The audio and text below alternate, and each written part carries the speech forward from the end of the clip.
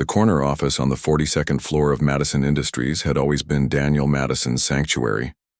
From this height, New York City sprawled beneath him like a meticulously arranged chessboard, each piece moving according to its predetermined path.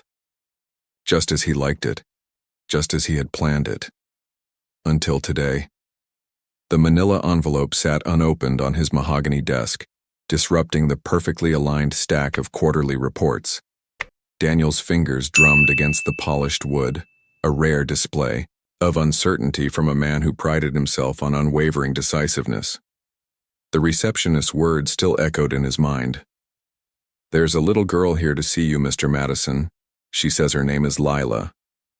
He had almost dismissed it as a mistake, until he saw her standing in the lobby, 7 years old with autumn brown hair pulled back in an uneven ponytail, and wearing a purple backpack that seemed too large for her small frame. But it was her eyes that stopped him cold. Honey brown with flecks of gold, just like Emily's.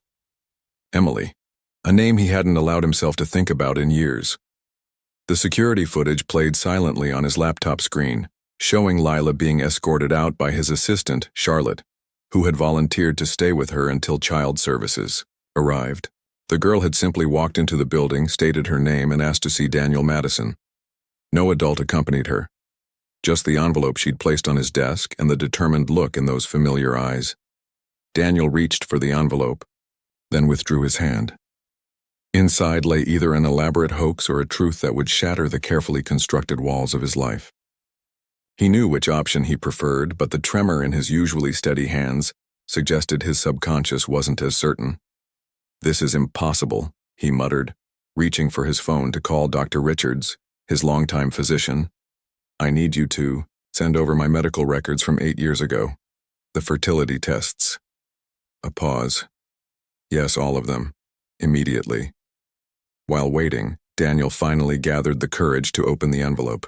Inside he found a handwritten letter, its blue ink slightly smudged in places as if tears had fallen on the paper while it was being written. The date at the top was from 3 weeks ago. "Dear Daniel, if you're reading this, it means I'm gone, and Lila has found her way to you. I know this will come as a shock. You have every right to be angry with me for keeping her existence from you, especially after what you shared with me about your diagnosis. I didn't believe it myself. At first, the doctors had been so certain you couldn't have children. But here she was, our miracle.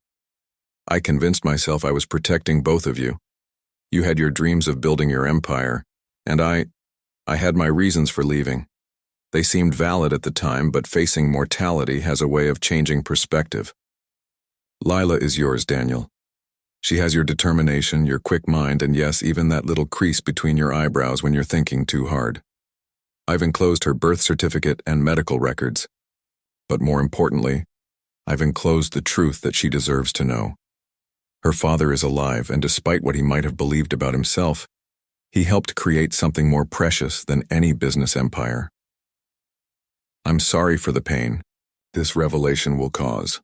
I'm sorry for the years you missed, but I'm not sorry for Lila. She is the best of both of us, and she needs you now more than ever. There's so much more to say, but my time is running short.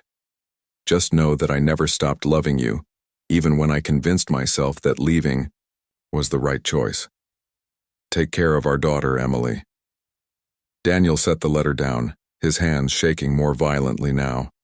He pulled out the rest of the contents. A birth certificate listing him as the father, medical records chronicling Lila's life from birth to present, and a more recent document that made his throat tighten. Emily's death certificate, dated just 2 weeks ago. Cancer. She had fought it privately, just as she had kept everything else private. His intercom buzzed. "Mr. Madison, Dr. Richards' office sent over your records." "Send them in," he managed to say, his voice rougher than usual. The medical records from 8 years ago stated what he already knew. 0 sperm count, multiple tests confirming the diagnosis, an impossibility made possible by whatever twist of fate or medical miracle had occurred during his last few months with Emily. A soft knock at his door broke through his thoughts. Charlotte stood there, her usually professional demeanor tinged with concern. Sir, child services is on their way, but she's asking for you. She says she has something else to give you, something she was only supposed to share in person. Daniel stood up, straightening his tie more out of habit than necessity. Where is she? In the conference room. We got her some hot chocolate from the break room. She's been very polite, but she's insisting on speaking with you again. The walk to the conference room felt longer than usual. Through the glass walls, Daniel could see Lila sitting there, her legs swinging beneath the chair, not quite reaching the floor. She was holding a tablet, her small fingers tracing patterns on the screen. As he entered, she looked up, and that same jolt of recognition hit him again. Mom said you might not believe the letter, she said without preamble, her voice clear and steady despite her age. That's why she recorded this too. She turned the tablet around and Emily's face filled the screen. Thinner than he remembered, with a colorful scarf wrapped around her head, but still beautiful. Still Emily. Hello, Daniel. The recording began. I guess we have a lot of catching up to do. Daniel sank into the chair beside Lila, their eyes fixed on the screen, as the past and present collided in ways he never could have predicted. Outside his window, New York City continued its predictable patterns, but in this room everything had changed. His perfectly ordered world had been upended by a little girl with his determination and Emily's eyes, carrying a truth that would rewrite everything he thought he knew about himself. The hot chocolate sat untouched between them, steam rising like the questions that filled the air waiting to be answered. The video ended, leaving Daniel and Lila in a silence heavy with unspoken words. Emily's face lingered in his mind. The hollow cheeks, the brave smile, the quiet strength in her voice as she detailed their daughter's medical history, favorite foods, and nighttime routines. Their daughter. The phrase felt foreign in his mind, like a language he hadn't yet learned to speak. Mr. Madison? Charlotte stood in the doorway, her expression carefully neutral. Child services is here. Daniel straightened in his chair, lawyer mode engaging automatically. Tell them to wait. Lila's fingers tightened around her tablet, her knuckles white against the purple case. The gesture was so familiar, his own habit of gripping his phone when stressed, that it momentarily stole his breath. They're not taking me, Lila said quietly, but with a firmness that belonged in a boardroom rather than from a 7-year-old. Mom said you'd protect me. The weight of those words hit him like a physical blow. Emily had promised their daughter that he would protect her, despite never discussing it with him, despite knowing he'd built his life around the certainty of never having children. Ms. Reynolds, he addressed Charlotte without taking his eyes off Lila. Cancel my meetings for the next 3 days, and get Richard from legal up here immediately. The next few hours passed in a blur of paperwork and phone calls. Richard arrived, with a team of lawyers who quickly established temporary emergency custody, given the circumstances.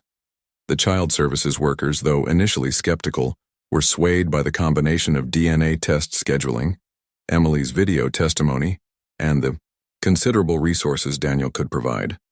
We'll need to conduct home visits, the social worker Mrs. Chen explained. And there will be follow-up interviews, both separately and together. Daniel nodded, signing another form with practiced efficiency. Whatever's necessary. Mr. Madison? Mrs. Chen's voice softened slightly. Have you considered what this means practically? Your lifestyle will need to change significantly. He looked through the conference room window to where Lila sat with Charlotte, watching something on her tablet.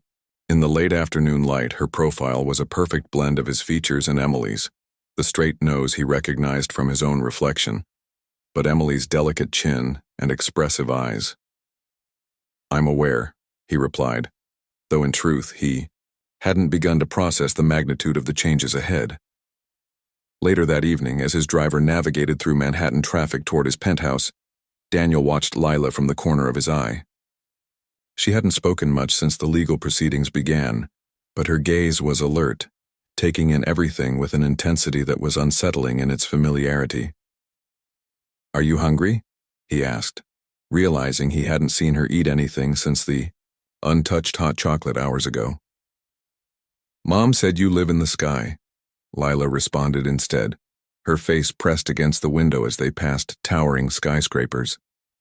She said you always wanted to be closer to the stars. The casual mention of Emily's knowledge of him, knowledge she'd shared with their daughter while keeping his existence secret from him, sent a fresh wave of confusion through his chest. The apartment is on the 38th floor, he managed. That's not as high as your office. No, it's not. Silence fell again, broken only by the soft hum of the car's engine. Daniel's phone buzzed continuously with messages and emails, but for the first time in his career, he left them unanswered. Instead, he found himself cataloging details about the little girl beside him, the way she bit her lower lip when thinking, the slight tilt of her head as she observed the city lights, the careful way she held herself, as if trying to take up as little space as possible. The penthouse, when they arrived, seemed suddenly alien to him. Through Lila's eyes, he saw the stark minimalism, the absence of anything child-friendly, the pristine surfaces that had never known sticky fingers or scattered toys. Your room will be through here, he said, leading her down the hallway to one of the guest rooms. We can make changes, make it more suitable. Lila stood in the doorway, her backpack still on, taking in the queen-sized bed with its charcoal gray comforter, the abstract artwork on the walls, the floor-to-ceiling windows overlooking the city. Can I see Mom's letter again? She asked suddenly, her voice smaller than before. Daniel retrieved the envelope from his briefcase, watching as she climbed onto the bed and carefully smoothed out the paper. He realized with a start that she was too young to read some of the more complex words. Would you like me to read it to you? She shook her head. I memorized the important parts. Mom read it to me lots of times before. She trailed off, her finger tracing Emily's signature at the bottom of the page. The reality of her loss, their loss, hit him anew. While he was grappling with the shock of unexpected fatherhood, this little girl was carrying the weight of her mother's death, navigating a new life with a stranger who shared her DNA, but none of her memories. Lila, he began, then stopped, unsure what to say. What could he say to make any of this easier? I know you didn't want me, she said suddenly, still looking at the letter. Mom said you didn't know about me, but in the video, she said you chose not to have kids. That's why she was surprised when I happened. The bluntness of her words, delivered in that matter-of-fact tone that children sometimes use for life's hardest truths, left him momentarily speechless. It's not that simple, he finally managed. It's okay, Lila continued, carefully folding the letter and returning it to its envelope. Mom said sometimes the best things in life are the ones we didn't plan for. Like me. She yawned, the events of the day finally catching up with her. Can I go to sleep now? Daniel nodded, feeling simultaneously dismissed and desperately needed. Do you need anything? For sleeping? My pajamas are in my backpack, and I can brush my teeth by myself. Mom made sure I packed my toothbrush. She slid off the bed and unzipped her backpack, pulling out neatly folded pajamas decorated with constellations. Mom said you taught her about the stars once. Another piece of their shared history that Emily had passed on, another memory he'd locked away now brought to life through their daughter's casual words. Yes, he said softly. I did. Maybe you can teach me too someday. She headed toward the ensuite bathroom, then paused in the doorway. Good night, Mr. Madison. Good night, Lila, he replied, the formality of her address landing like a gentle rebuke. He wasn't Dad yet, might never be Dad, but he was all she had left. As he closed her door, leaving it open a crack as some half-remembered advice about children and darkness suggested, Daniel leaned against the wall and pulled out his phone. Among the dozens of missed calls and messages was a calendar notification for tomorrow morning's executive board meeting. With a few swipes, he delegated the meeting to his COO. Then, after a moment's hesitation, he opened his browser and typed, "Raising a 7-year-old girl." In his office across town, his life, had been disrupted by a manila envelope. Here, in the quiet of his home, watching the soft light under Lila's door and listening for any sound of distress, he realized that disruption was too mild a word. Everything had changed, and he had no choice but to change with it. 3 days into their new reality, Daniel noticed something wasn't right with Lila. She'd barely touched her breakfast, pushing the carefully prepared fruit around her plate while her toast grew cold. Dark circles shadowed her eyes, making her face appear smaller, more vulnerable than ever. "Are you feeling all right?" he asked, watching her from across his massive kitchen island. "I'm fine," Lila mumbled, but the slight tremor in her hands betrayed her words. "Can I be excused?" Before Daniel could respond, she slid off the high stool and swayed slightly. His reflexes, honed by years of catching falling coffee cups during late-night work sessions, kicked in. He caught her before she hit the ground, her small body burning with fever against his chest. "Lila?" Panic edged his voice as he cradled her. Her eyes fluttered open, confusion clouding their honey-brown depths. "I want Mom," she whispered, and the words shattered something inside him. The next hour was a blur of activity. His driver broke several speed limits, getting them to New York Presbyterian Hospital. Daniel carried Lila through the emergency room doors, her purple backpack clutched in one hand while she drifted in and out of consciousness in his arms. "She's burning up," he told the attending physician, Dr. Winters. "She seemed fine last night, maybe a little quiet, but this morning—" "How long has she been in your care, Mr. Madison?" Dr. Winters asked, while checking Lila's vital signs. 3 days. Her mother passed away recently. He hesitated, the words still foreign on his tongue. "I just found out she's my daughter." Understanding flickered across the doctor's face. Children often manifest physical symptoms when dealing with emotional trauma. "Has she been sleeping well? Eating regularly?" Daniel tried to remember the past few days. Had he been paying enough attention? He'd hired a housekeeper experienced with children, stocked the kitchen with foods the internet suggested were appropriate, even ordered furniture for a proper children's bedroom. But had he really seen her? "I don't know," he admitted, the words tasting like failure.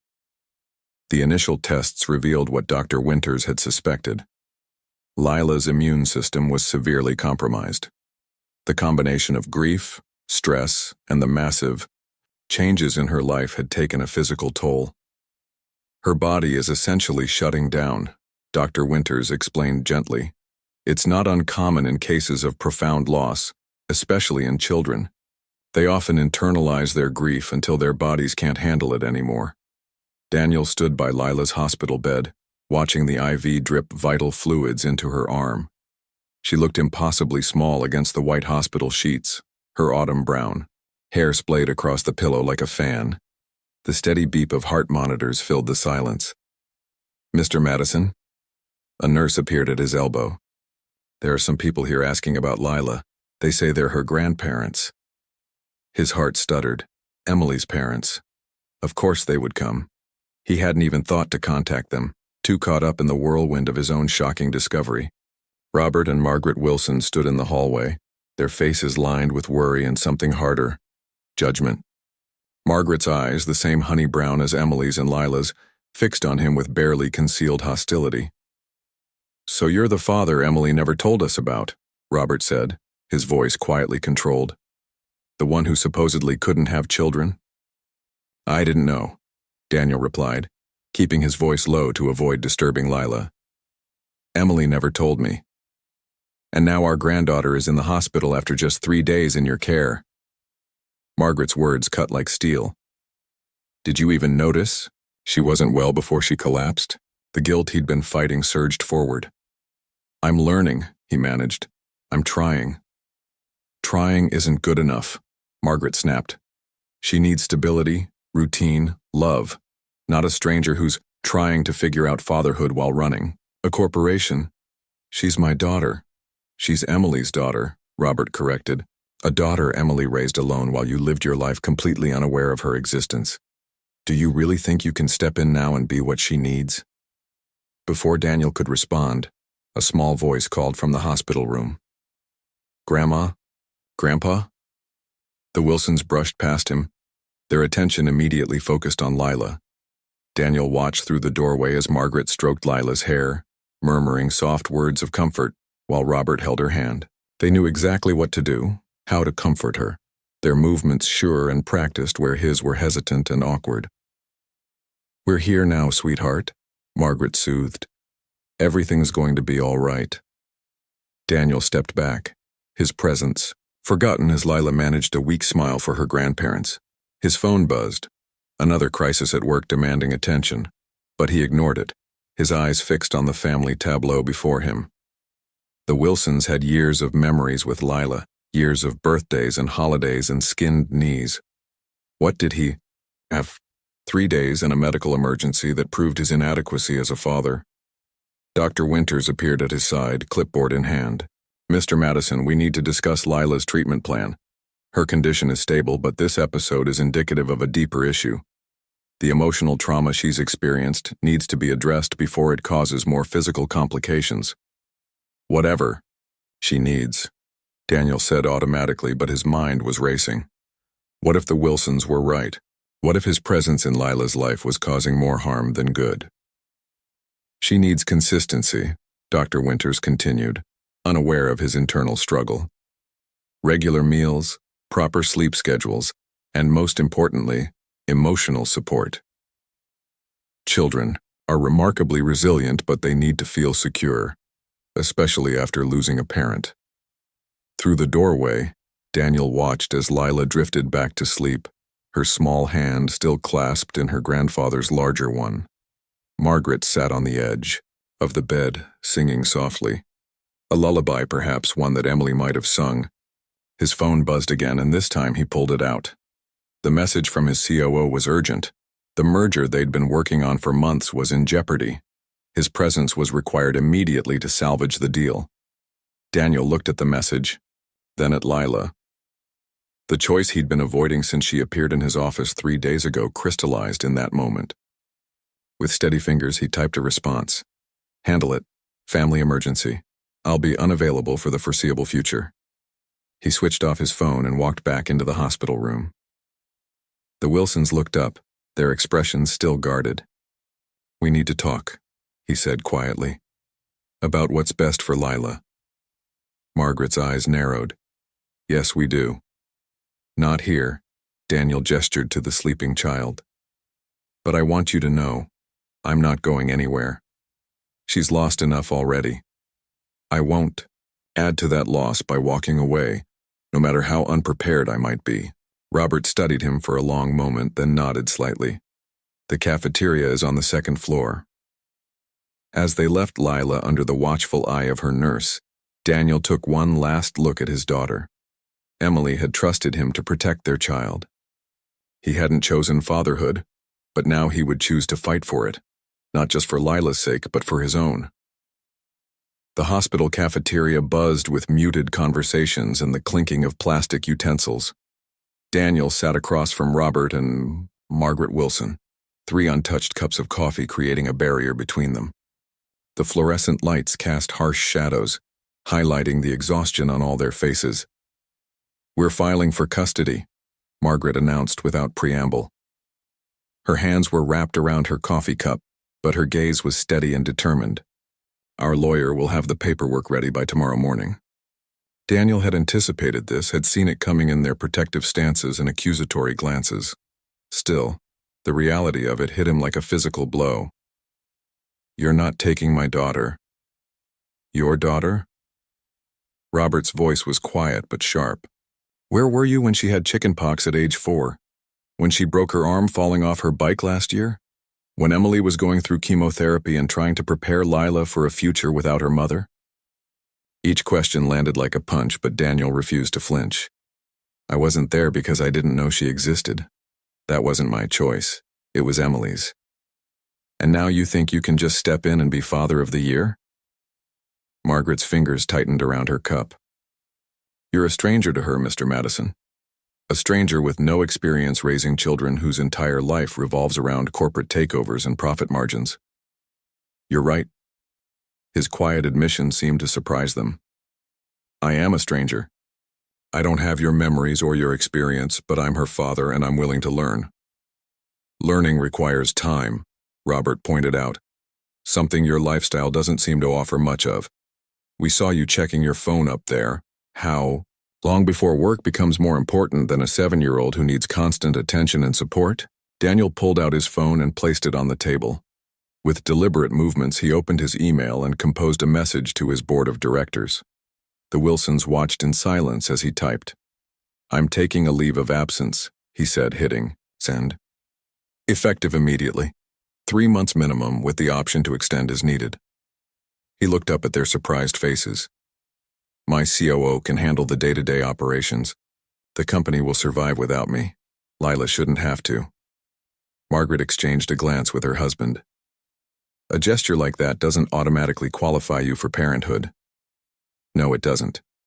But it proves I'm willing to put her first. Daniel leaned forward, his voice intense but controlled. I've missed 7 years of her life, years I can never get back. Don't ask me to miss more. She's fragile right now, Robert said, his tone softening slightly. The doctors say her condition is largely psychological, her body's response to losing Emily. She needs stability, not more upheaval. Then let's give her that stability together. The words came to Daniel suddenly, a solution forming as he spoke. You love Lila. You know her routines, her preferences, her history. I need to learn those things, and she needs time to adjust to me. Why does this have to be a battle? Margaret's eyebrows rose. What exactly are you suggesting? A collaboration, not a competition. Help me learn to be her father. Stay involved. In her life, she needs her grandparents, especially now. But don't try to cut me out completely. Before either Wilson could respond, a nurse appeared at their table. Mr. Madison, Lila's asking for you.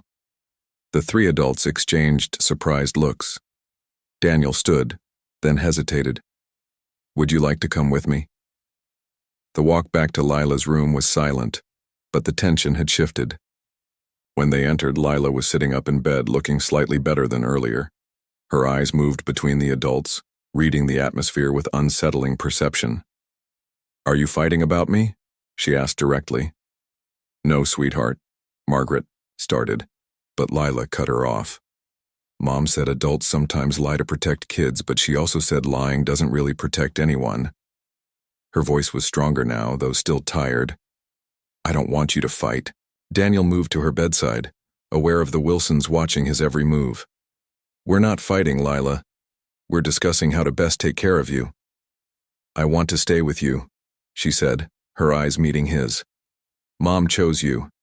She said you'd learn to be a good dad even though you didn't know how yet. The simple faith in her words, echoing Emily's trust, left him momentarily speechless. Margaret made a small sound that might have been a suppressed sob. But I want Grandma and Grandpa too, Lila continued. They tell me stories about Mom.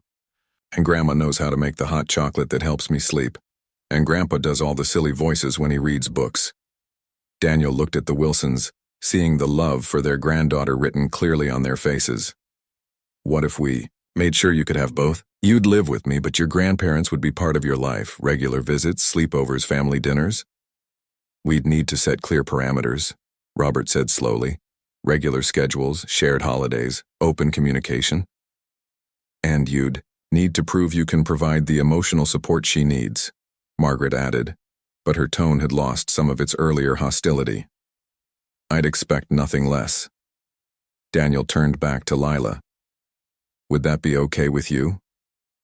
She nodded, then yawned, widely. Can someone read me a story? I'm tired, but the hospital sounds make it hard to sleep.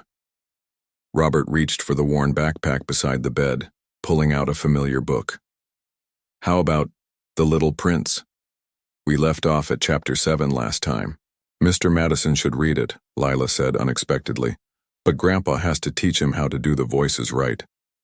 A moment of understanding passed between the adults. This was Lila's olive branch, her way of showing them how to move forward together. Robert handed the book to Daniel, who settled into the chair beside the bed. Margaret adjusted Lila's pillows while Robert pulled up another chair. The Little Prince Chapter 7, Daniel began, his voice uncertain. He glanced at Robert, who demonstrated the slightly different tones for the narrator and the prince. As Daniel read, following Robert's gentle guidance and encouraged by Lila's sleepy smile, he felt something shift in the room's atmosphere. They were far from a perfect solution. There would be negotiations, adjustments, probably more arguments. But as Lila drifted off to sleep, one hand clutching her grandfather's while the other held tight to Daniel's sleeve, he realized they'd taken the first step toward something that might actually work. His phone remained silent in his pocket.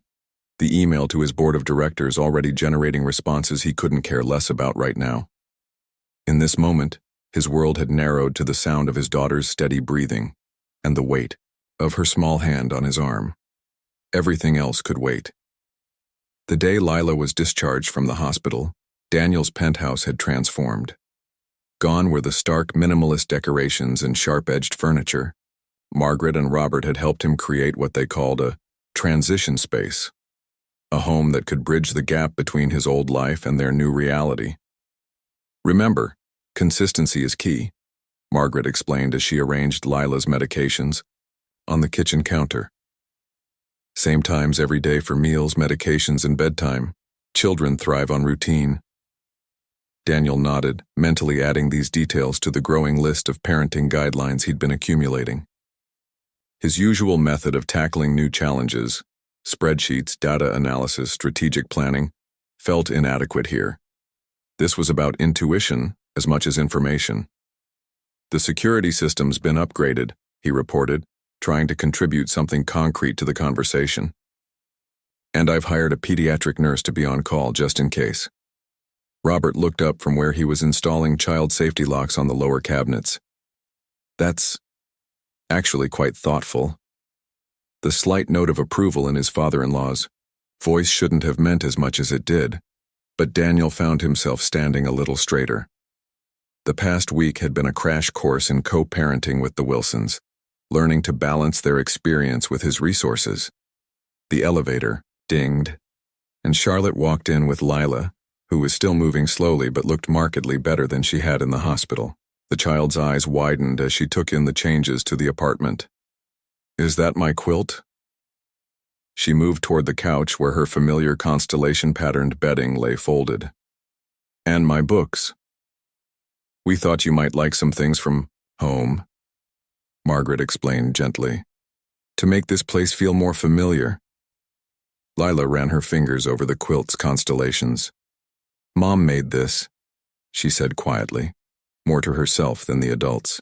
Then she looked at Daniel. "Did you know she learned about stars because of you?" Daniel moved closer, carefully sitting on the edge of the couch. "She mentioned that in her letter. We used to study astronomy together in college. That's why she made the constellations," Lila continued. "She said that even when things seem dark, the stars help us find our way home." She paused, then asked, "Can we see the stars from here?" Daniel glanced at the floor-to-ceiling windows. The New York City lights usually overwhelmed any view of the night sky, but I have an idea. Would you like to help me with a project? For the next hour, while Margaret prepared dinner and Robert finished child-proofing the apartment, Daniel and Lila worked together.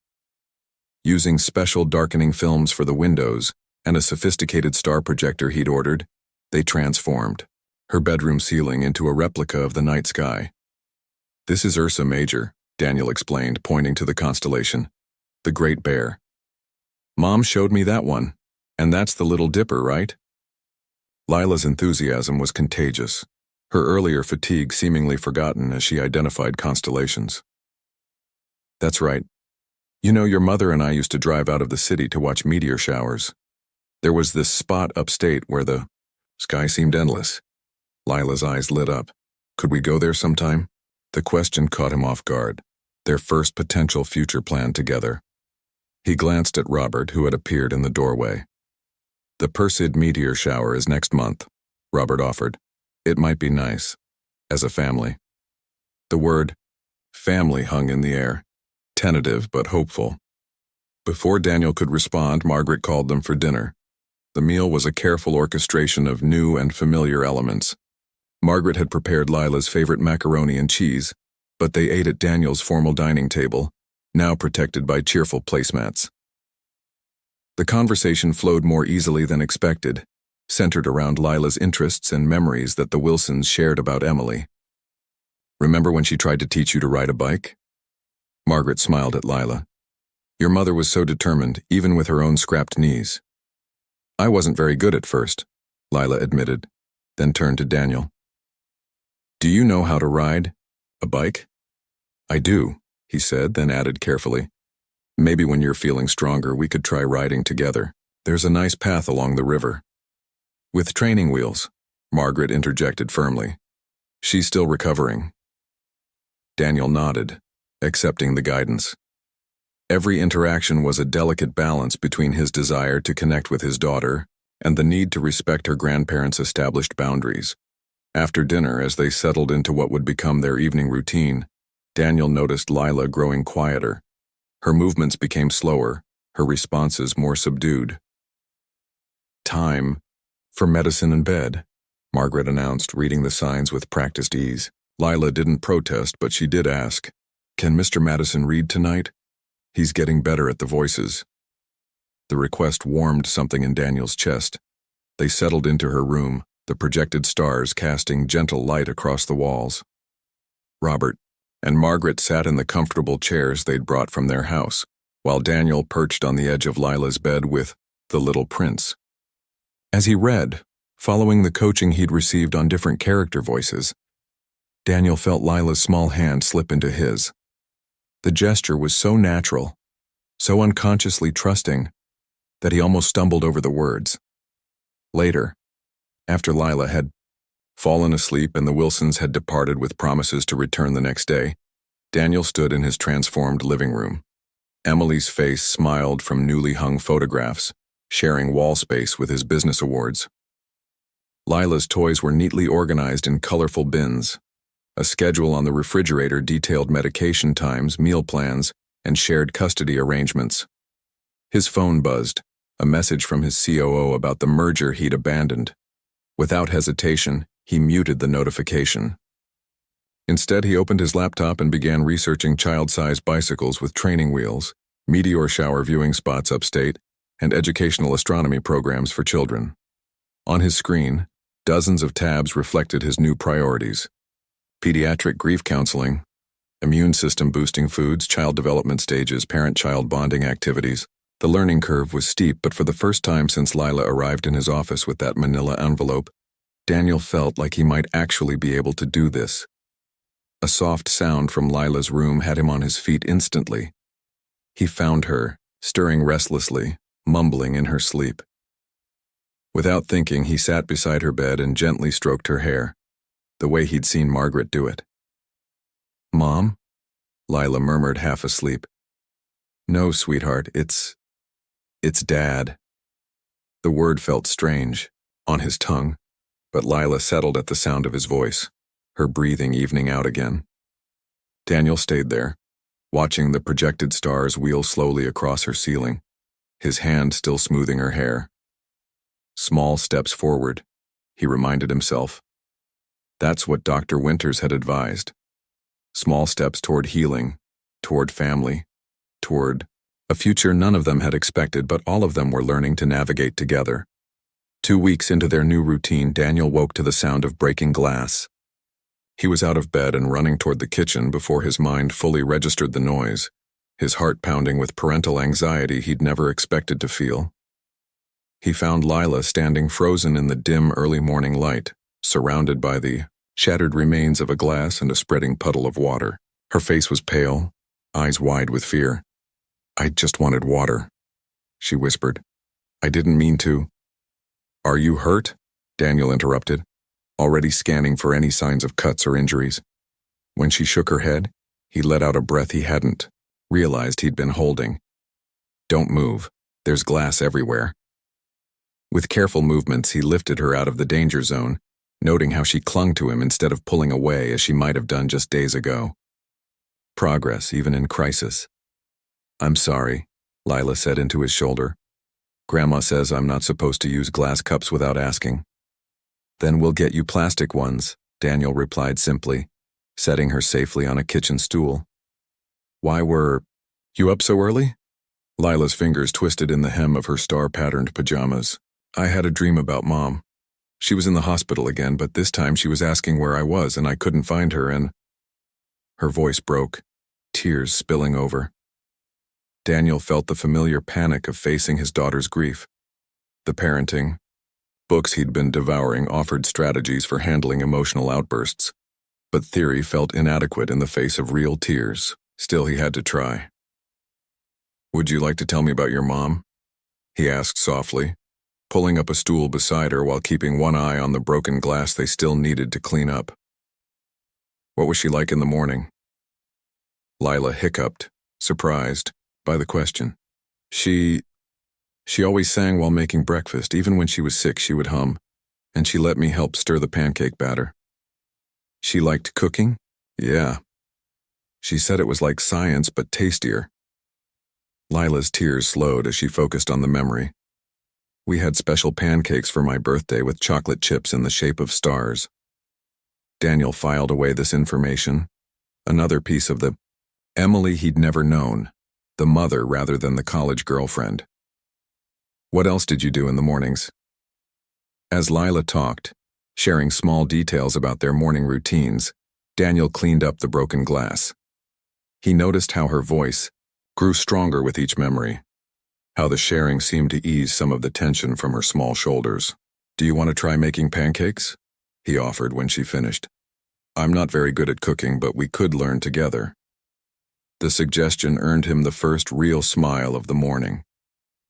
Soon they were watching YouTube tutorials on proper pancake technique, flour dusting their clothes as they experimented. The first few attempts were disasters. Too thick, too thin. One memorable failure that stuck to the ceiling when Daniel flipped it too enthusiastically.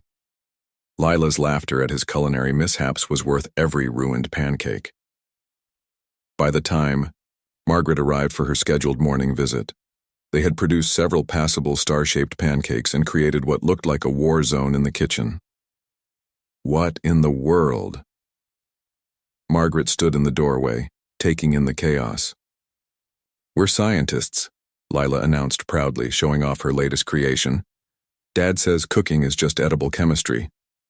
The word Dad hung in the air between them. It was the first time she'd used it instead of Mr. Madison, and from the sudden stillness in her posture, Lila had just realized it too. Daniel forced himself to act casual, though his heart was racing. Would you like to join our experiment? We've almost figured out the optimal batter-to-pan ratio. Margaret's expression softened as she surveyed the scene. The disaster in the kitchen, the half-eaten pancakes, the flour in Lila's hair, and most importantly, the light in her granddaughter's eyes that had been missing since Emily's death. Well, she said, rolling up her sleeves, you're definitely going to need help cleaning this up. As they worked together to restore order to the kitchen, Daniel's phone buzzed. The caller ID showed his COO's number, the third call this morning. He silenced it without hesitation. Trouble at work? Margaret asked, more curious than accusatory. Nothing that can't wait, Daniel replied, helping Lila wipe flour off the counter. Though I should probably check in at some point this week. You know, Margaret said carefully. Robert and I could watch Lila for a few hours if you need. To go to the office, we understand you can't abandon your company entirely. The offer surprised him. 2 weeks ago, they'd been ready to fight him for custody. Now they were offering to help him balance work and fatherhood. Actually, he said, I've been thinking about making some changes at the company. More remote work, restructuring my role. He glanced at Lila, who was attempting to create a smiley face in the remaining flour dust. Some things are more important than mergers and acquisitions. Mom said you were really smart about business stuff, Lila piped up. She said you could fix anything that was broken. The simple faith in her voice, combined with the mention of Emily's continued belief in him even after their separation, hit him hard. Margaret must have noticed because she quickly suggested they all get cleaned up before Robert arrived for their planned trip to the park. Later, as they walked through Central Park, Daniel watched Lila run ahead with her grandparents to feed the ducks. His phone buzzed again, this time with an email marked urgent about a potential hostile takeover of one of their subsidiaries. 5 years ago, even 1 year ago, such news would have sent him rushing to the office, canceling all plans in his single-minded pursuit of corporate victory. Now, he found himself composing a different kind of response. Schedule an emergency. Board meeting for nap time tomorrow. Remote participation only. Priority is maintaining stability while restructuring for better work-life balance. Details to follow. "Dad," Lila called out, waving him over. "Grandpa says ducks can sleep with one eye open. Is that true?" He pocketed his phone and joined his daughter, ready to learn about duck facts and whatever other discoveries awaited them. The company would adapt to his new priorities, or he would make the necessary changes to ensure it did. As they walked home later, Lila's small hand in his while she chattered about ducks and pancakes and possibly combining the two interests into duck-shaped breakfast foods, Daniel realized something had shifted. The broken glass that morning could have been a setback, a reminder of his inadequacy as a parent. Instead, it had become a stepping stone toward something stronger, a father-daughter bond forged through pancake disasters and shared laughter. "Can we make pancakes again tomorrow?" Lila asked as they waited for the crosswalk signal. "Maybe we should perfect our technique first," Margaret suggested, brushing away some flour they'd somehow missed in Lila's hair. "Dad says perfect is boring," Lila declared.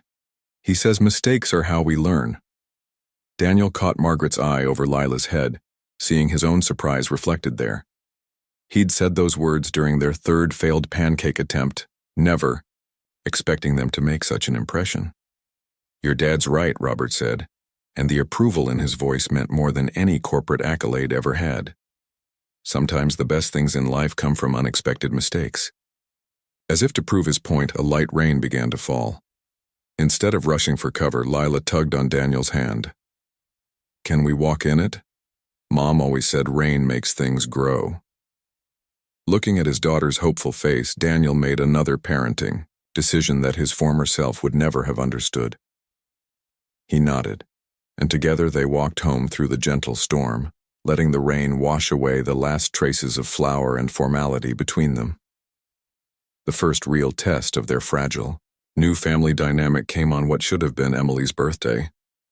Daniel only realized the significance of the date when he found Lila sitting in her closet at dawn, clutching a worn photo album and trying to muffle her sobs. "She would have been 36 today," Lila whispered when he crawled into the small space beside her. "We always made her breakfast in bed with flowers from our garden." Daniel's chest tightened. Despite all his research on child psychology and grief management, nothing had prepared him for moments like this. "Tell me about last year's celebration," he said softly, using one of the techniques he'd learned for helping children process loss. "We made French toast with strawberries, and I drew her a picture of us in the garden." Lila's fingers traced a photograph of Emily laughing in a sundress, her arms full of wildflowers. "She kept every drawing I ever made her in a special box." The mention of the box triggered something in Daniel's memory. "Wait here," he said, carefully extracting himself from the closet. In his home office, buried under files of custody paperwork and medical records, was the envelope of personal effects the hospital had given him after Emily's death. He'd been too overwhelmed to look through it properly before, but now he searched with purpose. He found it at the bottom, a small painted wooden box filled with children's artwork. Each piece was carefully dated and preserved, creating a timeline of Lila's artistic development. But it was the envelope tucked beneath them that caught his attention, labeled simply, "For later." Returning to Lila's closet, Daniel settled back beside her. "I think your mom left something for today." Together they opened the envelope. Inside was a letter and a small USB drive. "My dearest Lila, if you're reading this, it means I'm not there to celebrate my birthday with you. I know how much you loved our special morning traditions, so I've left you something to help keep those memories alive. The drive contains videos of us together, baking adventures, garden mishaps, dance parties in the rain. Share them with your dad. Help him understand the joy you brought to my life, the same joy I know you'll bring to his.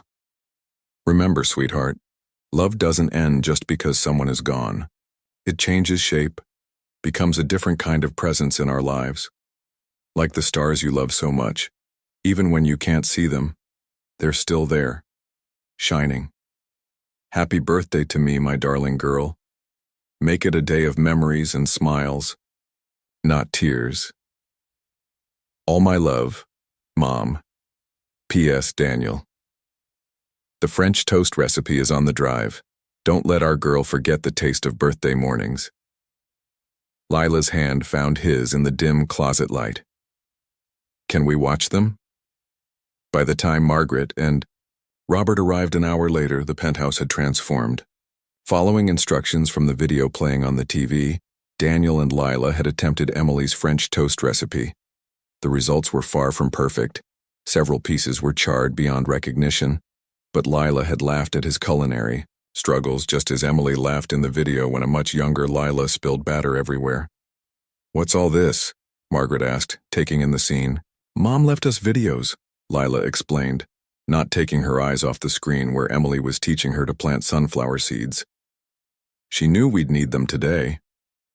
Robert's breath caught audibly. On screen, Emily's voice was giving instructions about proper soil depth, her hands guiding tiny fingers to pat the earth gently. "She always did think of everything," Margaret said softly, sinking onto the couch beside Lila. They spent the morning watching Emily's digital legacy, birthdays, holidays, ordinary moments made extraordinary through her lens. Daniel absorbed every detail, the way she handled tantrums with patient humor, how she turned mundane tasks into adventures, her ability to find teaching moments in mistakes. "She was an amazing mother," he said during a pause between videos. "She learned from the best," Robert replied, squeezing Margaret's hand. The next video started, showing Emily in her hospital bed, still managing to smile as she recorded her message. Lila stiffened beside Daniel. "We can skip this one," he offered quickly. "No," Lila said, her voice small but determined. "Mom said we should remember the happy things, not just the sad ones." On screen, Emily was telling a story about her college days, about a young man who taught her to love the stars, who showed her that life's biggest surprises could become its greatest gifts. "That's you," Lila said, looking up at Daniel. "She's talking about you." The Emily in the video smiled knowingly. "Lila, my love, I hope by now you've discovered that your father has a wonderful heart beneath all that corporate armor." "And Daniel?" She looked directly at the camera as if seeing through time to this very moment. "I hope you've discovered that love isn't a finite resource. It multiplies with every heart it touches." Margaret wiped tears from her eyes. "She really did know you'd find each other." "Mom said we had to make her birthday happy," Lila announced suddenly. "Can we do something she would have liked?" Which was how they found themselves hours later in the botanical gardens, armed with sketch pads and Emily's old digital camera. Following the guidance from her videos, they attempted to recreate her tradition of birthday nature photography. Daniel watched as Lila worked with her grandparents to capture the perfect angle of a butterfly landing on a flower, just as Emily had shown in one of her tutorials. His phone remained untouched in his pocket, work emergencies forgotten in favor of learning to see the world through his daughter's lens. Through Emily's lens. "Dad," Lila called out, "come look at this." He joined them by a patch of wildflowers, similar to the ones Emily held in that photograph from the album. Lila had arranged her grandparents for a photo, leaving space between them. "You stand here," she directed, pulling him into the frame. "Mom would want us all together." As Robert set up the camera's timer, Daniel felt Lila's small hand slip into his. On her other side, Margaret gently smoothed her hair. They were an unconventional family, brought together by loss but choosing to stay connected through love. The camera flashed, capturing the moment. Not perfect, but real. Just as Emily would have wanted. Later that night, after Lila had fallen asleep surrounded by the day's photographs and drawings, Daniel found himself back in his office. The box of Emily's effects sat open on his desk, revealing one more envelope he hadn't noticed before. This one was addressed to him. His hand shook slightly as he opened it, recognizing Emily's handwriting. Wordle. If you're reading this, two things are true. I'm gone, and you've chosen to be a father to our daughter.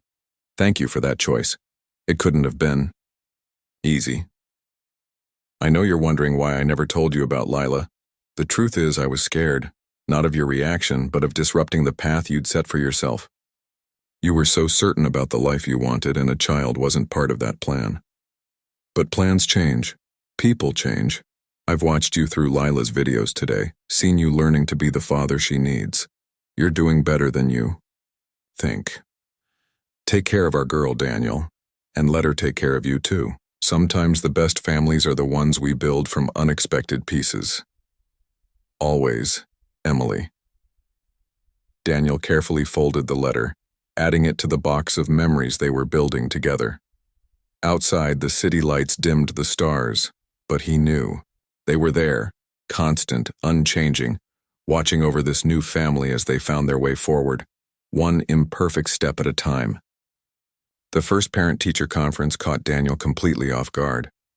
He'd been so focused on Lila's health and emotional well-being that the ordinary challenges of school had somehow slipped his mind.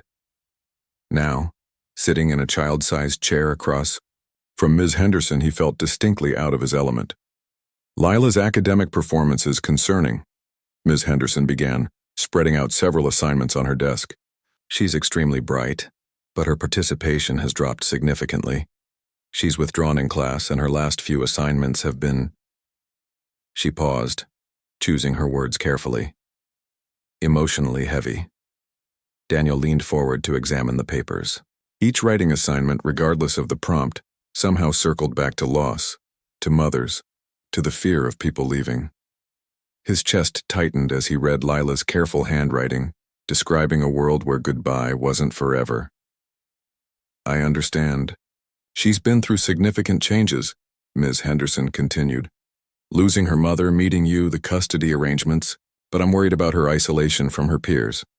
She spends most recesses alone, reading or drawing. She has friends, though, Daniel protested, remembering the birthday party invitations magneted to their refrigerator.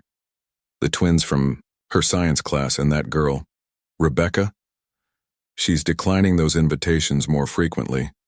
Yesterday she had quite an emotional reaction when Christina asked her to join a mother-daughter event the school is planning. The words hit Daniel like a physical blow. Of course there would be mother-daughter events. Of course there would be constant reminders of what Lila had lost. What do you suggest? He asked, forcing himself to focus on solutions rather than guilt.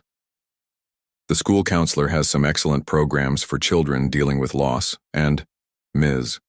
Henderson hesitated, then pushed forward. We think it might be helpful for Lila to join our after-school theater program. It's a safe space for emotional expression, and the current production is focusing on family dynamics in all their various forms. Daniel made notes on his phone, already mentally rearranging his schedule to accommodate these new activities. I'll discuss it with her grandparents. Mr. Madison, Ms. Henderson said as he stood to leave. Lila wrote something else. I think you should see. She handed him one more paper, this one crumpled and tear-stained. She didn't turn it in officially, but I found it in the classroom recycling bin. Back in his car, Daniel read the discarded assignment. The prompt had been simple. Write about your hero. Lila's response made his hands shake. My hero is my dad. He didn't know about me for a long time, and when he found out, he could have said no. Mom said sometimes the bravest thing is choosing to love someone even when it's hard. Dad chose me. He's learning how to be a father the same way I'm learning how to be brave without Mom. Sometimes he makes mistakes, like when he tried to make pancakes and nearly burned down the kitchen. But he never gives up. Mom said that's what real heroes do. They keep trying even when things are hard. P.S. Please don't show this to anyone. It's probably wrong anyway. Daniel was still sitting in the school parking lot rereading Lila's words when his phone rang. Margaret's number flashed on the screen. The theater program might be good for her, Margaret said after he'd shared the teacher's concerns. Emily loved acting at that age. said it helped her feel brave. Did you know she was refusing birthday party invitations? Margaret sighed. She mentioned feeling different from the other kids. It's hard, being the only one who's lost a parent, the only one with complicated custody arrangements. I don't want her to feel different. Daniel watched as children streamed out of the school building, their laughter carrying across the parking lot. I want her to feel secure. Then maybe it's time we made things more official, Margaret said slowly. Robert and I have been talking. The temporary custody arrangement is working, but Lila might benefit from something more permanent, something that clearly defines everyone's roles. Daniel thought about the crumpled paper in his hand, about Lila's fear of people leaving.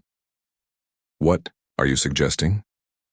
Family court, a formal agreement that establishes you as her primary guardian while guaranteeing our visitation rights. No more uncertainty. Before Daniel could respond, he spotted Lila emerging from the school. Unlike her classmates who ran to waiting parents, she walked slowly, head down, clutching her backpack like a shield.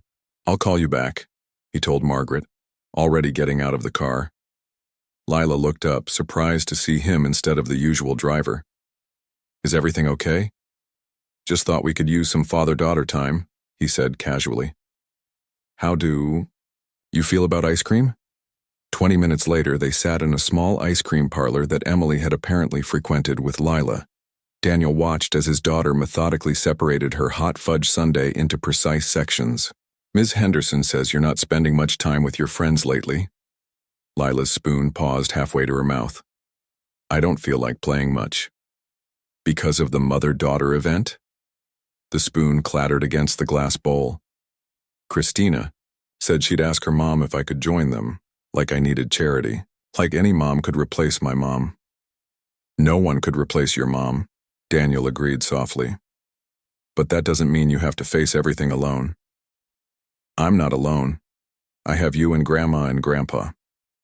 Lila swirled her ice cream into a chocolate soup. But sometimes I feel like maybe you'll all leave too. Like maybe you'll decide being a dad is too hard, or Grandma and Grandpa will move away, or...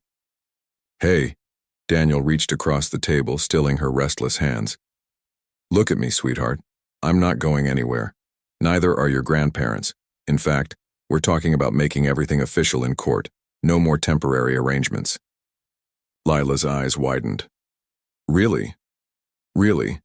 And about that theater program Ms. Henderson mentioned, your mom used to act in school plays. Did you know that? A small spark of interest lit her face. She did? Apparently it helped her feel brave. Want to give it a try? I promise to attend every performance, even if you're just a tree in the background. The first real smile of the afternoon crossed Lila's face. What if I want to be the star? Then I'll be in the front row, probably crying embarrassingly, loud like all the other parents. Dad! But she was laughing now, the heaviness lifting from her shoulders. And maybe, Daniel continued carefully, we could invite Christina and her mom over for dinner sometime. Not to replace anyone, but to show them that our kind of family is pretty special too. Lila considered this while finishing her ice cream. Could we show them Mom's videos, the funny ones where she teaches me to dance? If you want to share those, absolutely. Okay, Lila nodded decisively. But first, can you help me rewrite my hero essay? I threw the first one away because I wasn't sure if you'd want to read it. Daniel thought of the crumpled paper in his pocket, of the trust it represented. I'd be honored to help. But Lila, the first version was perfect, just as it was. Walking back to the car, Lila's hand firmly in his, Daniel felt something settle into place. They couldn't shield her from every reminder of loss, couldn't smooth away every difference between her family and others, but they could help her find her voice, her strength, her way of carrying Emily's memory while building something new. His phone buzzed with work messages, board members concerned about his reduced role, competitors sensing weakness in his divided attention. None of it mattered compared to the small hand in his, the trust they were building one ice cream sundae at a time. The family court building loomed before them, its stone facade oddly fitting for the weight of the moment. Daniel adjusted his tie for the third time, more nervous than he'd ever been for any corporate merger. "Stop fidgeting," Lila whispered, her small hand finding his. "You look fine." The role reversal, his 7-year-old daughter comforting him, brought a smile to his face despite his anxiety. She wore a navy blue dress chosen specifically for the occasion, her autumn brown hair neatly braided by Margaret that morning. "Ready?" Robert asked, approaching with Margaret beside him. Like Daniel, they had dressed formally, understanding the significance of the day. Inside the courthouse, their lawyer, Patricia Reynolds, waited with a stack of documents. She'd spent weeks helping them craft an arrangement that would protect everyone's interests while prioritizing Lila's well-being. "Remember," Patricia said quietly as they waited to be called, "the judge will want to hear from all of you, including Lila. Just be honest about how your current arrangement is working." Lila's grip on Daniel's hand tightened. "Do I have to talk about Mom?" "Only if you want to, sweetheart," Margaret assured her. "This is about making sure everyone knows their place in your life now." The bailiff called their case number and they filed into the courtroom. Judge Eleanor Martinez presided, her expression warm but professional as she reviewed their paperwork. "This is an unusual case," she began. "Typically, custody arrangements involve divorcing parents or competing family members, but you're all requesting a collaborative arrangement?" "Yes, Your Honor." Patricia stepped forward. "Mr. Madison has proven himself a dedicated father despite the unusual circumstances of discovering his paternity. The Wilsons, as maternal grandparents, have been instrumental in helping him learn to parent while maintaining their own crucial relationship with their granddaughter." Judge Martinez turned her attention to Daniel. "Mr. Madison, you've made significant changes to your life since learning about your daughter. Your company's board of directors submitted letters expressing concern about your reduced role. Are you prepared for the long-term implications of these changes?" Daniel stood, conscious of Lila watching him intently. "Your Honor, before Lila came into my life, I measured success in profit margins and market shares. Now I measure it in pancake attempts and homework assignments completed. My company will adapt, or I'll step down completely. There's no contest between being a CEO and being a father." The judge nodded, then addressed the Wilsons. "And you're comfortable with this arrangement?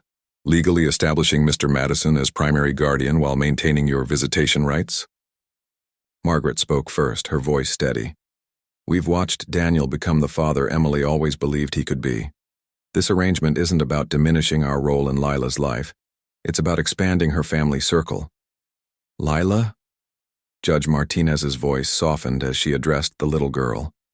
"Would you like to tell me how you feel about all this?"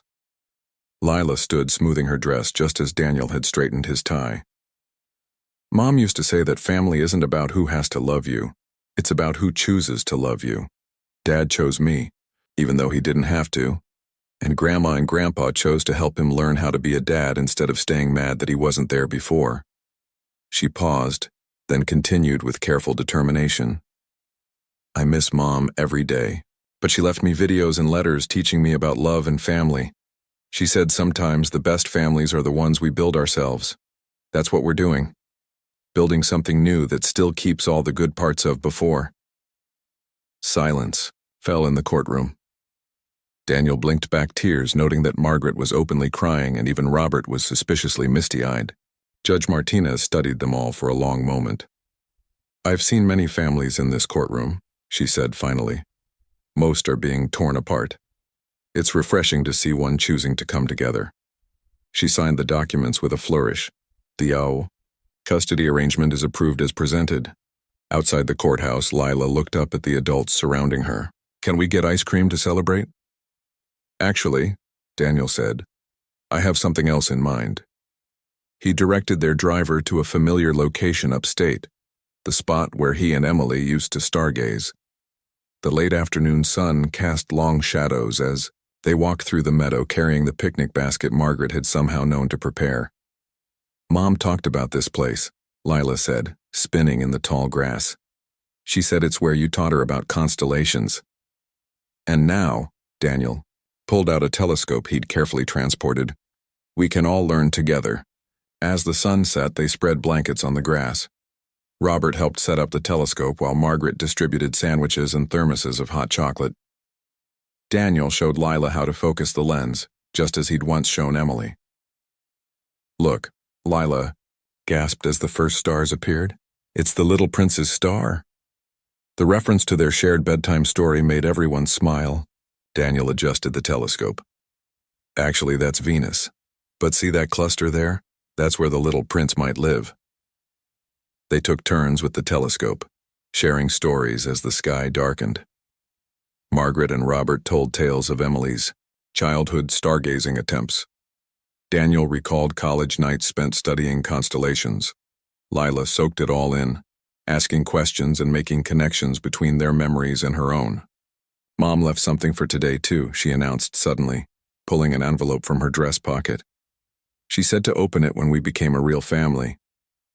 Together they read Emily's words. "My dearest ones. Today you've made official what I always hoped would happen. You've chosen to be a family. Not because of obligation or guilt, but because of love. Daniel, you've proven what I always knew, that beneath your carefully controlled exterior beats a heart capable of infinite love.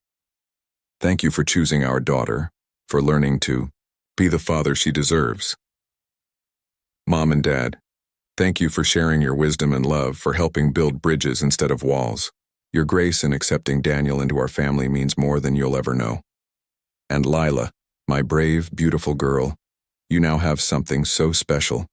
A father who chose you, grandparents who fight for you, and a mother who will always watch over you from whatever star I call home. Love doesn't divide when shared between more people. It multiplies. Let it grow. Let it change. Let it strengthen you. All my love, Emily." As the stars wheeled overhead, their newly official family sat together in comfortable silence. Lila dozed against Daniel's shoulder, while Margaret and Robert pointed out constellations they remembered from Emily's childhood fascination with the sky. Daniel's phone remained off in his pocket, work concerns set aside for this moment. Tomorrow would bring new challenges, school plays to attend, board meetings to navigate, the ongoing dance of co-parenting with the Wilsons. But tonight, under the same stars that had witnessed his first love story with Emily, a different kind of love had been made official. "Dad?" Lila mumbled sleepily. "Yes, sweetheart. I think Mom would be happy about today." Daniel looked at the Wilsons, saw his own certainty reflected in their faces. "Yes," he said softly. "I think she would be very happy indeed." The school auditorium hummed with pre-performance energy.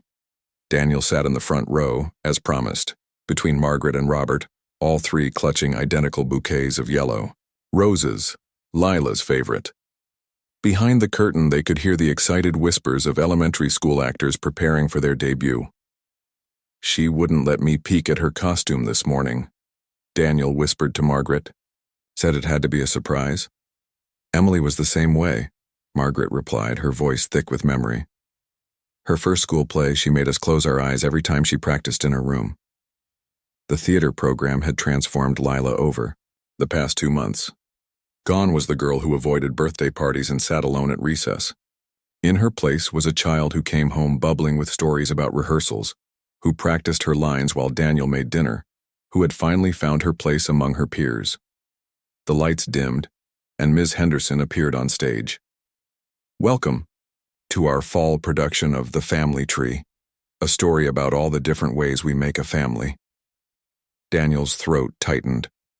They'd chosen this play specifically because it featured various family structures, allowing every child to see their situation reflected on stage.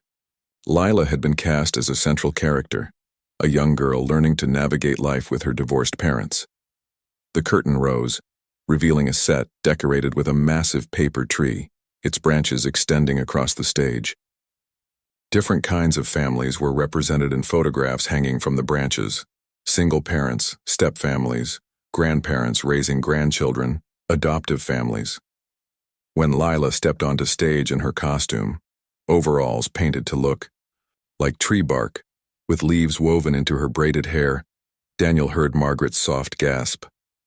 She looked so much like Emily in that moment, It stole their breath. Sometimes people think families have to look a certain way. Lila's character announced to the audience, her voice clear and confident. But families are like trees. They grow in different directions, but their roots keep them strong. As the play progressed, Daniel watched his daughter shine. She delivered her lines perfectly, but it was more than that. She moved with a grace and assurance he hadn't seen since Emily's death, as if she'd finally found her footing in this new version of her life. During intermission, Robert squeezed Daniel's shoulder. "She's got her mother's talent. And her father's presence," Margaret added. "That confidence on stage? That's all you, Daniel." Before Daniel could respond, his phone buzzed. He'd promised himself he wouldn't look at it during the play, but the caller ID made him pause. It was Richard from legal. "I need to take this," he apologized, stepping into the hallway. "Richard, what's wrong?" "The board called an emergency meeting." Richard's voice was tense. "They're voting on whether to force you out. Anderson's been gathering support, claiming your reduced role is threatening company stability." Daniel's first instinct was to rush to the office, to fight for the company he'd built. But through the auditorium doors he could hear the play resuming. Lila would be looking for him in his promised front row seat. "When's the vote?" he asked. "Tomorrow morning. Daniel, if you don't show up to defend your position—" "I'll be there," he interrupted, "but not until after I've taken my daughter to school. Schedule it for 9:30. Returning to his seat, Daniel forced himself to focus on the stage. Lila was performing a scene where her character showed other children her family tree, explaining how love could branch out in unexpected directions. "See?" She pointed to different photographs. "Some families grow straight up like pine trees, some spread out wide like oaks.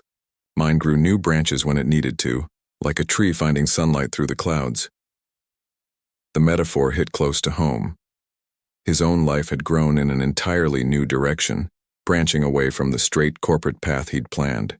And, like a tree adapting to new conditions, he'd found strength in that change. After the play, they waited in the lobby with the other families.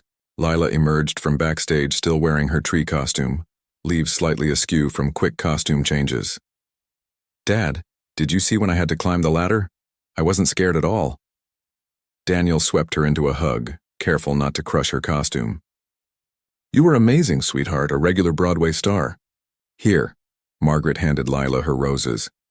"Just like your mother's first performance."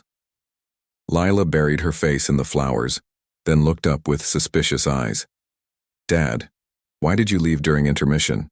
Was it work again?" The question drew everyone's attention. Daniel knelt to meet her gaze. "Yes, but it wasn't an emergency. Nothing is more important than watching you shine on stage." "But you're worried," Lila said, showing that uncanny perception that reminded him so much of Emily. "I can tell." "There's a big meeting tomorrow," he admitted. "Some people at work think I'm not spending enough time at the office. They want to make changes." "Are you going to lose your job?" "Maybe, but that's okay. Because any job that would make me miss moments like tonight isn't worth keeping." Robert cleared his throat. "You know, Daniel, I've got some connections on Wall Street, if you need to explore other options." "Thanks." Daniel smiled at his father-in-law's offer. "But I think it's time for Madison Industries to evolve, just like we have. If the board wants someone who'll put profit above family, they should find that person. I'm not him anymore." Lila tugged at his sleeve. "Can we get ice cream? The whole cast is going to Friendly's to celebrate." "Of course. Grandma and Grandpa too?" As they walked to their cars, Lila skipping between them still in her costume, Daniel felt a strange sense of peace. Tomorrow he'd face a boardroom full of people trying to take away the company he'd spent his life building. But they couldn't take what really mattered. This family that had grown from unexpected seeds, branching out in ways he'd never imagined possible. At Friendly's, they watched Lila hold court at a table full of her castmates, all of them talking over each other about their performance while demolishing enormous sundaes. Parents mingled nearby, including Christina's mother, who had become a regular visitor at their house since that first dinner, where Lila shared Emily's videos.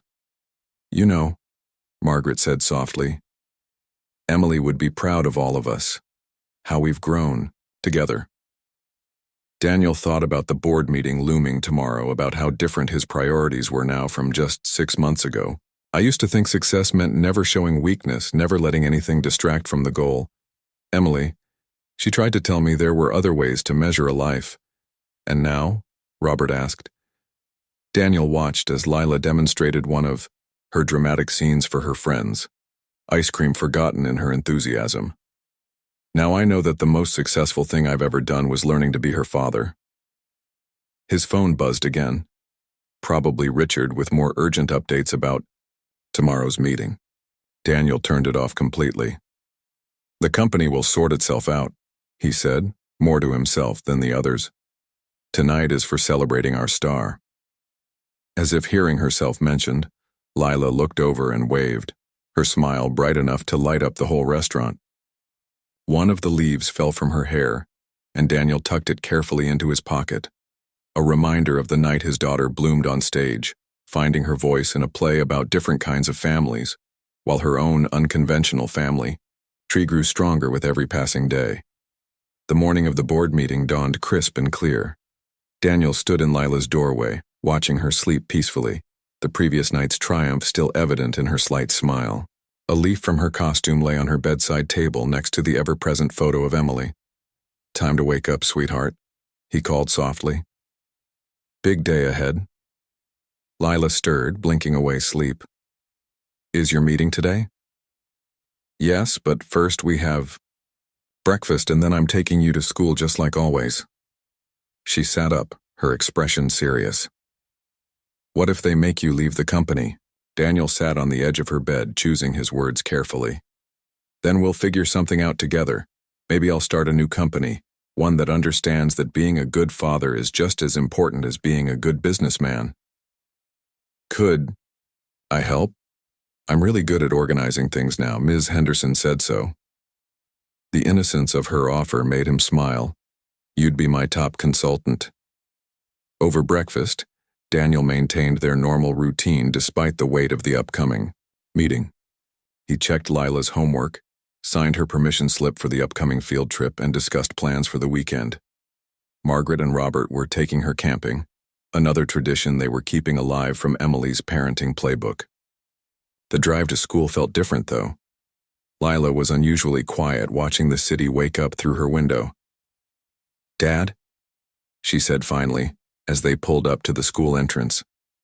"Mom left me one more letter. She said to save it for when you had to make a really big choice." From her backpack, she pulled out an envelope that looked worn around the edges, as if she'd been carrying it for a while, waiting for the right moment.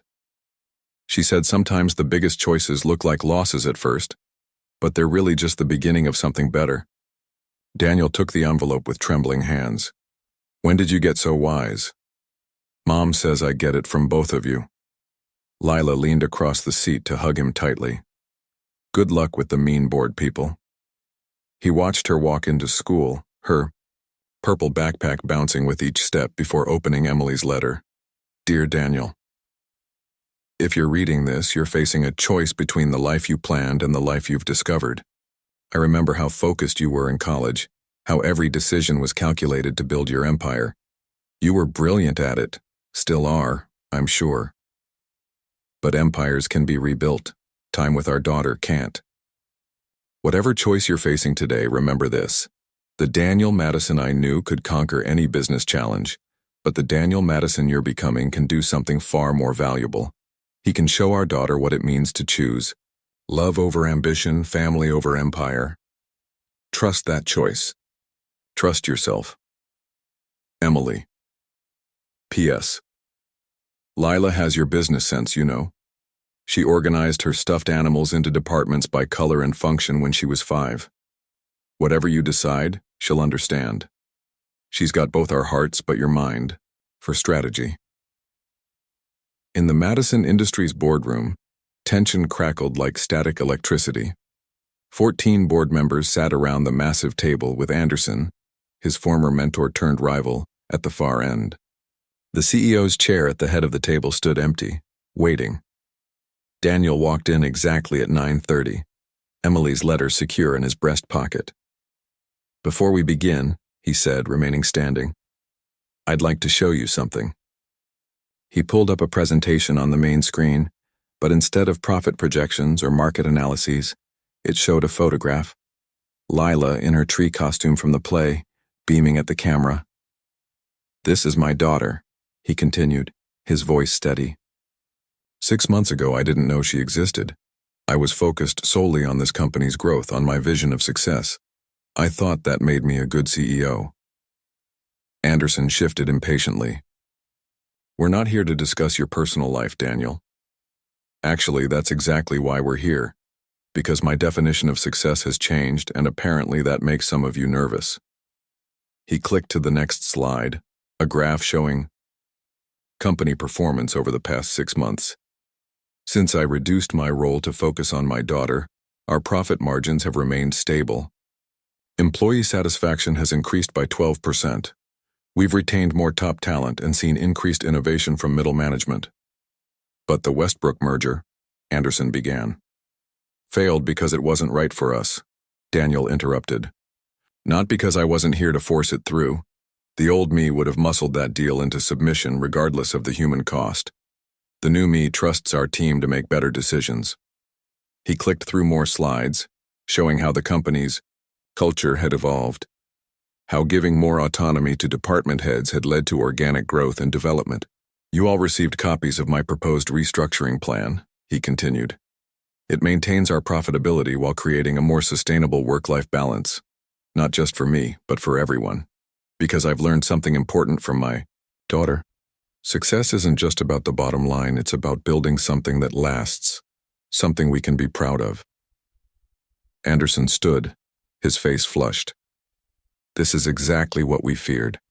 You've gone soft, Daniel. This company needs a leader who understands that humanity and profitability aren't mutually exclusive. Daniel's voice remained calm, but carried absolute conviction. Yes, I leave at 5 to have dinner with my daughter. Yes, I take time off for school plays and doctor's appointments. And yes, I expect every parent in this company to have the same opportunity without fear of career suicide. He looked around the table, meeting each board member's eyes. If that's not the kind of company you want to be part of, I understand. You can vote me out.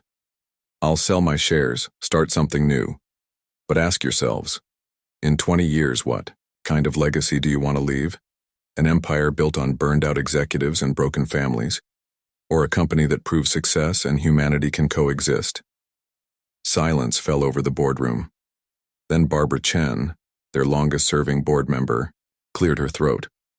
I have a grandson who's starting kindergarten next week. I was going to send my assistant to his first-day ceremony. She straightened in her chair. I moved to accept Daniel's restructuring plan. One by one, hands began to raise. Anderson watched in disbelief as his carefully orchestrated coup crumbled. When the final vote was tallied, only 3 members had voted against the plan. Thank you, Daniel said simply. Now, if you'll excuse me, I have a lunch date with my daughter. We can reconvene tomorrow to discuss implementation details. He walked out of the boardroom with his head high, leaving behind the old version of success to embrace something far more valuable. In his pocket, Emily's letter rested next to the leaf from Lila's costume, reminders of the choice he'd made, and why he'd made it. His phone buzzed with a text from Margaret. Lila's teacher called. She told her whole class about how her dad was fighting for families today. Said you were better than any superhero because you fight with your heart. Daniel smiled, heading for his car. He had just enough time to pick up celebratory ice cream before lunch. After all, some victories deserved to be marked with sprinkles and hot fudge sauce, shared with a 7-year-old who was teaching him more about success than any business school ever had. 1 year to the day since a manila envelope changed his life, Daniel Madison stood in his kitchen making star-shaped pancakes. He'd finally mastered the technique, though it had taken countless attempts and more than a few smoke detector incidents to get there. They smell perfect, Lila announced, peering over the counter. At 8 years old, she'd grown taller, more confident, though she still wore her autumn brown hair in the slightly uneven ponytail that reminded him so much of their first meeting. The secret is patience, Daniel replied, carefully flipping one golden brown star. Something your mother tried to teach me a long time ago. Margaret and Robert would arrive soon for their traditional Sunday breakfast. The monthly board meetings had been permanently moved to Monday mornings to accommodate these family gatherings, one of many changes Madison Industries had embraced in the past year. "Dad?" Lila's voice took on the thoughtful tone that usually preceded something important. "Can we go somewhere after breakfast? I want to show you something." Daniel nodded, noting the mixture of excitement and nervousness in her expression. "Of course, sweetheart. Anywhere specific?" "It's a surprise, but Grandma and Grandpa know about it." As if on cue, the elevator chimed, announcing the Wilsons' arrival. They entered carrying a familiar wooden box, Emily's memory box, which had grown over the past year to include new photographs alongside Lila's childhood artwork. "Ready for the big reveal?" Margaret asked Lila, who nodded solemnly. Over breakfast, they shared updates about their week. Robert talked about the new telescope he'd bought for their upcoming camping trip. Margaret showed pictures of the garden. She and Lila had started on the penthouse terrace, another piece of Emily's legacy they were keeping alive. Daniel shared stories about the company's new family-friendly initiatives, which were already attracting attention from other corporations. "Time to go," Lila announced as soon as the last bite of pancake had been eaten. She was practically vibrating with contained energy. The drive took them through familiar streets until they reached a surprise destination, Emily's old house. It had been sold months ago when the Wilsons finally felt ready to let it go, but they'd never brought Daniel here before. "Mom had a special place," Lila explained as they walked around to the backyard. The new owners had given permission for this visit, understanding its importance. She called it her thinking spot. If you received a letter revealing that you had a child you never knew existed, how would the life you had so carefully planned change at that moment? Leave your opinion in the comments. Thank you for watching. If you enjoyed the story, please subscribe to our channel and leave a comment below letting us know what you thought. Your feedback and support mean a lot to us. Stay tuned for more exciting stories. Behind the house stood a massive oak tree, its branches spread wide, creating a natural canopy over a small garden space. Among the flowers, partially hidden by new growth, sat a weathered bench. "This is where she wrote all the letters," Lila said softly. "She told me in one of her videos. When she knew she was sick, she'd come out here every morning to write. To us." Daniel approached the bench slowly, running his hand over its worn surface. How many mornings had Emily sat here pouring her heart into words that would guide them long after she was gone? "There's one more letter," Lila continued, pulling an envelope from her pocket. "The last one. Mom said to wait until we were really a family before reading it." Margaret and Robert moved closer as Lila handed the envelope to Daniel. His hands shook slightly as he opened it. "My dearest ones. If you're reading this, something extraordinary has happened. The family I dreamed of, hoped for, and believed in has become real. Daniel, you found your way to being the father I always knew you could be. Mom and Dad, you've opened your hearts to welcome him, to help create something beautiful from loss. And Lila, my brave girl, you've helped bring them all together. I'm writing this from our thinking spot, watching the sunrise through these branches. The oak tree has always been my favorite, how it grows slowly but surely, how its roots run deep while its branches reach for the sky. Like our unusual family, it finds strength in its unique shape. Daniel, when we were young, you taught me about the stars. Now you're teaching our daughter that love doesn't follow predictable orbits. It grows where it's nurtured, creates its own constellations of connection. Mom and Dad, you've shown what grace truly means. Thank you for seeing past your grief. To welcome Daniel, for helping him learn the countless small lessons of parenthood that I won't be there to share. Lila, my shooting star, you carry the best of all of us. Your father's determination, your grandparents' wisdom, and hopefully a little of my belief in life's beautiful surprises. Trust in the family you've helped build. They'll guide you, support you, and love you in all the ways I would have. I've spent so many mornings in this spot, watching the sun rise through these branches, writing letters to bridge the gap between present and future. Now it's time for my last request. Plant new gardens, make new traditions, create new memories. Let my love be the soil from which your shared future grows. All my love always, Emily. P.S. Daniel, there's a small metal box buried beneath this bench. Inside is a key to a safety deposit box at First National. Consider it my final surprise, something to help with Lila's future, and maybe a few more words of guidance for the journey ahead. A bird sang overhead as they sat together on and around the bench, passing the letter between them. Lila leaned against Daniel while Margaret and Robert held hands, all of them connected by Emily's words. I think, Lila said after a while, we should make a new thinking spot. At home, in our garden. Daniel looked at his daughter, their daughter, and saw Emily's spirit shining in her smile. I think that's a wonderful idea. We could plant an oak sapling, Robert suggested. Watch it grow along with our family. And have pancake breakfasts out there, Margaret added. Create new traditions while keeping the old ones. Together they took one last look at Emily's thinking spot before walking back to their cars. The oak's leaves rustled above them, a gentle reminder of how something strong and beautiful could grow from unexpected beginnings.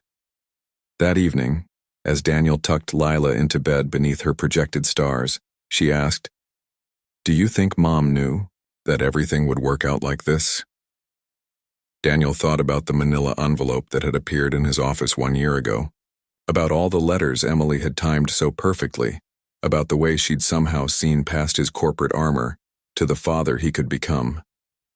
I think your mom understood something I'm just learning, he said softly. That love is a lot like those stars we watch. It might seem far away or impossible at first, but if you trust in its light, it can guide you home. Even when you can't see it. Especially then. He kissed her forehead. Get some sleep, sweetheart. Tomorrow we'll start planning our new garden. In his office later, Daniel opened his laptop to find an email from Anderson. His former mentor had finally accepted a retirement package, admitting that the company's new direction was proving more successful than he'd imagined. The stock price was up, employee retention had never been better, and magazines were calling Madison Industries a pioneer in corporate culture reform. But Daniel's greatest success wasn't measured in stock prices or magazine articles. It was in the sound of Lila's laughter during their pancake experiments, in the proud smile Margaret gave him when he remembered a parenting lesson, in Robert's quiet words of approval when he made the right choice. On his desk sat Emily's memory box, now filled with a year's worth of new memories alongside the old ones. Tomorrow they would visit the bank to discover her final surprise. But tonight, Daniel added one more item to the box, the leaf from Lila's tree costume, pressed and preserved between glass, a symbol of how their family had grown in unexpected and beautiful ways. Outside his window, the city lights dimmed the stars, but he knew they were there. Just as Emily's love remained, guiding them forward, helping them grow stronger together with each passing day.